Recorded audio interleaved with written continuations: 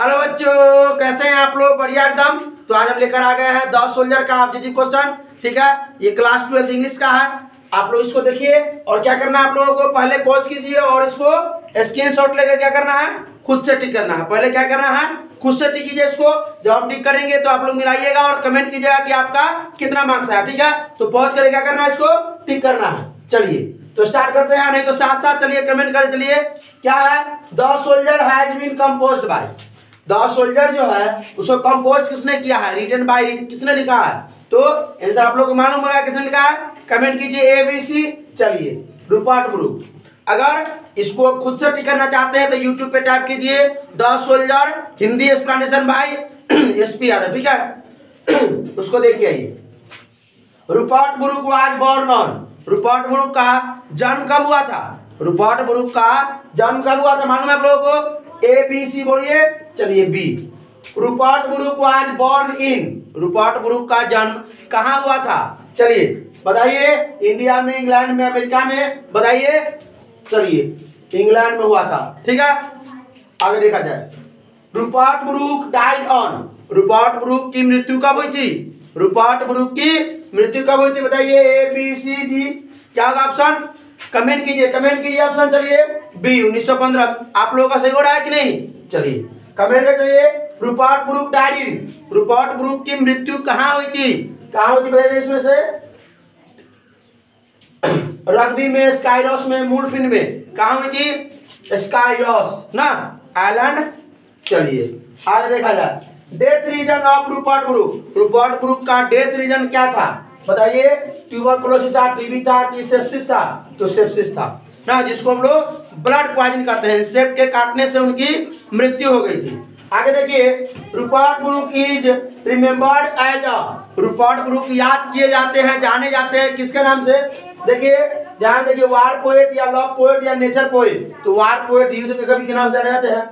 चलिए Rupert Brooke is an dash poet. Indian poet है कि इंग्लिश पोएट है कि अमेरिकन पोएट है? कमेंट कर चलिए, कमेंट करे चलिए। चलिए इंग्लिश पोएट है। आगे देखा जाए। According to the soldier, according to the soldier के अनुसार England has given her flowers. England जो है वो अपने फूल देते हैं क्या करने के लिए? To love, to worship, to decorate और नॉन ऑफ दीज। बताइए, कमेंट कीजिए, कमेंट कीजिए। चलिए क्या है? To love. चलिए आगे देखा ध्यान से। क्या है question number 10? The soldier is. Soldier क्या है? एन ओड है कि एन एपी का कि सोनेट है? बताइए क्या है ऑप्शन, कमेंट कीजिए, कमेंट कीजिए ऑप्शन। चलिए आगे देखा जाए। Sonnet is a poems of. और सोनेट जो है वो पोएम है किस लाइन का? 6 लाइन का, 8 लाइन का, 14 लाइन्स का, 10 लाइन्स का? तो बताइए 14 लाइन्स का। चलिए the soldier is a dash poem. Soldier जो है, द सोल्जर जो है कैसी कविता है? पैट्रियोटिक है कि रोमांटिक है कि नेचर है? यानी कि पैट्रियोटिक मतलब देशभक्ति है। चलिए आप लोग का सही हो रहा है कि नहीं हो रहा है? सही हो रहा है ना। चलिए देखा जाए तो word concealed stands for in the soldier. यानी द सोल्जर में ये जो वर्ड है कॉन्सिल्ड, इसका मतलब क्या है? तो कॉन्सिल्ड मतलब मिल जाना, छुप जाना ना। जिस मिट्टी में मैं मिल जाऊंगा, नहीं कहते हैं कभी, जिस मिट्टी में मैं मिल जाऊंगा ना, मैं दफनाया जाऊंगा, वो किसका हो जाएगा? हमेशा हमेशा के लिए इंग्लैंड का हो जाएगा। तो हिडन। आगे देखिए। The dust stand for the. ये डस्ट जो है वो स्टैंड फॉर है किसके लिए है? तो फार्मर के लिए कि सोल्जर के लिए है? तो सोल्जर के लिए। सही हो रहा है कि नहीं? कमेंट कीजिए। चलिए क्या है? The place where the soldier would be buried should be. यानी कि वह जगह जहां सोल्जर को क्या किया जाएगा? दफनाया जाएगा। शुड बी वह जगह हो जाएगा हमेशा हमेशा के लिए कहाँ का? जर्मनी का कि फ्रांस का कि इंडिया का कि इंग्लैंड का? तो इंग्लैंड का हो जाएगा ना, क्योंकि वो इंग्लैंड के बने रहते हैं। वो कहते हैं कि ये जहां भी मैं मरूंगा ना, वो धरती हमेशा हमेशा के लिए उतना जगह जो हो जाएगा वो इंग्लैंड का हो जाएगा। आगे देखा जाए। क्या है? Brooke inspired patriotism in the dash phase of the first world war. यानी जो रूपर्ट ब्रूक जो होते हैं इंस्पायर करते हैं, मतलब बढ़ावा देते हैं, बढ़ाते हैं, उसको प्रचार करते हैं किसका? पैट्रियोटिज्म का, देशभक्ति का ना इन द डैश पेज, किस पेज से ऑफ द फर्स्ट वर्ल्ड वार, प्रथम विश्व युद्ध के किस पेज से, आपको इसीलिए बोले हैं ये सब जो है आपके किसमें है, हिंदी एक्सप्लेनेशन में अबाउट ऑफ ऑथर के बारे में मिलेगा ना, उसको देख लीजिए ना, आपके जो यूट्यूब पे the soldier by SP Yadav, ठीक है, अपने आप आ जाएगा हिंदी एक्सप्लेनेशन, देखिए उसको आइए। तो शुरुआत के दौर से ही, ठीक है, मिडिल नहीं, लेट नहीं, अर्ली, शुरुआत से ही, प्रथम विश्व युद्ध के शुरुआत से ही उन्होंने क्या कर दिया, देशभक्ति का प्रचार करने लगे, चलिए उसको बढ़ावा देने लगे।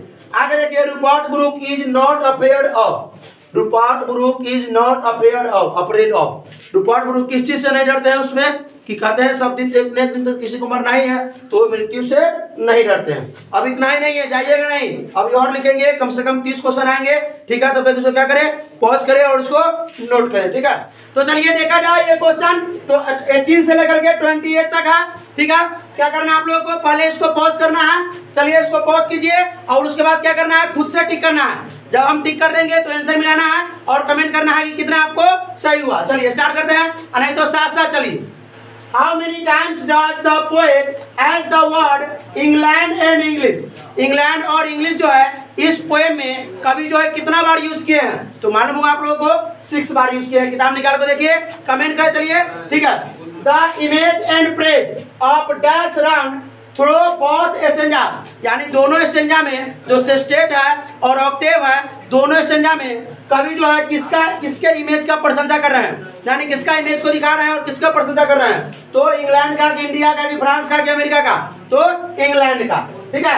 आगे देखा जाए, the speaker of the poem the soldier, यानी द सोल्जर में जो है स्पीकर कौन है इस पोएम का, स्पीकर मतलब वक्ता कौन है, तो फार्मर है कि टीचर है कि सोल्जर है, तो सोल्जर। अगर ऑप्शन रहेगा, अगर लेखक का नाम रहेगा जॉन कीट्स, डब्ल्यू जॉर्डन या रूपर्ट ब्रूक, तो रूपर्ट ब्रूक लगाइएगा, ठीक है। चलिए आगे देखा जाए, the soldier deals with, soldier जो है डील करते हैं किसका, इसमें किसका डील करते हैं, किसके बारे में प्रशंसा करते हैं, बताते हैं, फ्रांस के बारे में, इंडिया के बारे में, इंग्लैंड के बारे में या रशिया के बारे में, तो हमेशा देखे होंगे दोनों स्टेंजा में सिर्फ क्या बताते हैं, इंग्लैंड का ही पढ़ाई करते रहते हैं, इंग्लैंड के बारे में ही बताते रहते हैं। आगे देखा जाए, रूपर्ट ब्रूक रोड डैश वार पोएम्स ड्यूरिंग हिज लाइफ, अपने जीवन में उन्होंने कितने वार पोएम्स लिखे थे, 5 वार पोएम्स लिखे थे, कितने लिखे थे, 5 लिखे थे। इसीलिए बोलते हैं कि अगर ये सब क्वेश्चन का आंसर जानना है तो आप लोग पहले यूट्यूब पे टाइप करें the soldier Hindi explanation by SP Yadav, वो सब अबाउट ऑफ ऑथर में लिखा हुआ है, ठीक है, उसको देख के आइए, फिर अपने आप से कीजिएगा। चलिए, a body of England breathing English air line from, यानी ये जो है a body of England breathing English air, ये लाइन किस लाइन से लिया गया है, लाइन मतलब ये लाइन जो है किस कविता से लिया गया है, ठीक है, तो बताइए। और to term song of myself the soldier, the soldier से आप लोग को बार बार कहते हैं कि कविता को, पोएट्री को इतना अच्छा से पढ़िए कि उसका लाइन भी याद हो जाए, ठीक है। हर साल एग्जाम में आप लोगों को आता है कि कविता का कोई लाइन देगा, कोई भी कविता से बताएगा ये किस कवि ने लिखा है और ये किस कविता से है। चलिए इसका मतलब समझिए, a body of England, England के जो शरीर जो है वो क्या कहा, ब्रीथिंग इंग्लिश एयर, वो इंग्लैंड के हवाओं में क्या लिया है, सांस लिया है। आगे देखिए, अगला क्या है, her sights and sound dreams happy heart as her day line is written by, बोले ना, ये लाइन जो है किस कविता से और किस कवि ने लिखा है, या तो किस कविता से है, इसको किस कवि ने लिखा है, लाइन इज रिटन बाय, किस कवि ने लिखा है इस लाइन को, तो जॉन डॉन रूपर्ट ब्रूक, और क्या है, और डब्ल्यू जॉर्डन, तो रूपर्ट ब्रूक, ठीक है, याद है ना आप लोगों को। चलिए इसका मतलब सुनिए, हर साइड इंग्लैंड के देखे गए वो दृश्य, इंग्लैंड के देखे गए वो दृश्य, इंग्लैंड के सुनी गई वो आवाजें, इंग्लैंड में वो देखे गए वो सपने, और इंग्लैंड के वो खुशी के दिन ना, वो खुशी के दिन, क्या लिखा हुआ है, कहाँ देखिए, happy as her day, England के वो खुशी के दिन। आगे देखिए अगला, the soldier was written and published during which major war, यानी द सोल्जर जो कविता है वो लिखा गया था और पब्लिश हुआ था किसके दौरान, तो फर्स्ट वर्ल्ड वार, डब्ल्यू लिखा हुआ है, वर्ल्ड वार है, ठीक है, second world war, third world war, तो ये फर्स्ट वर्ल्ड वार के दौरान लिखा गया था, किसके दौरान, प्रथम विश्व युद्ध के दौरान। आगे देखा जाए, who told Rupert Brooke the most handsome poet of England during his time, किसने कहा था, कौन कहा था, किसने कहा था कि जो रूपर्ट ब्रूक जो है मोस्ट हैंडसम पोएट है, मतलब हैंडसमेस्ट है पोएट है ना इंग्लैंड के उस समय में, तो चलिए डब्ल्यू ने कहा था, विलियम बटलर इट्स, आप लोग को प्रोज में इनके बारे में पढ़ना पड़ेगा, विलियम बटलर इट्स के बारे में, ठीक है। आगे देखिए, sonnet are divided into 2 parts, octave and. Sonnet को है दो भागों में डिवाइड किया जाता है, पहला होता है ऑक्टेव, दूसरा क्या होता है मालूम है, चलिए ये होता है सेस्टेट। क्या होता है, सेस्टेट। कमेंट करें चलिए। After her death where does the poet want to go, अपने मृत्यु के बाद पोएट जो है, कवि जो है, वो कहाँ जाना चाहते हैं, तो इंग्लिश हेवन, और हेवन मतलब स्वर्ग, तो यहाँ देखिए हेवन है। और ये भी लास्ट में कहते हैं कि जब मृत्यु के बाद वो जिस स्वर्ग में जाएंगे, स्वर्ग भी किसका हो जाएगा, इंग्लैंड का हो जाएगा, ठीक है। तो इसको क्या करना है, आप लोग इसको नोट कर लीजिए और क्या कर दे रहे हैं, अगले वीडियो का इंतजार करें। अगले वीडियो में जो क्या आएगा, इसका क्वेश्चन आंसर आएगा, तब तक इसको रिवीजन कर दे रहे हैं, ठीक है, पढ़ाई कर दे रहे हैं। All the very best.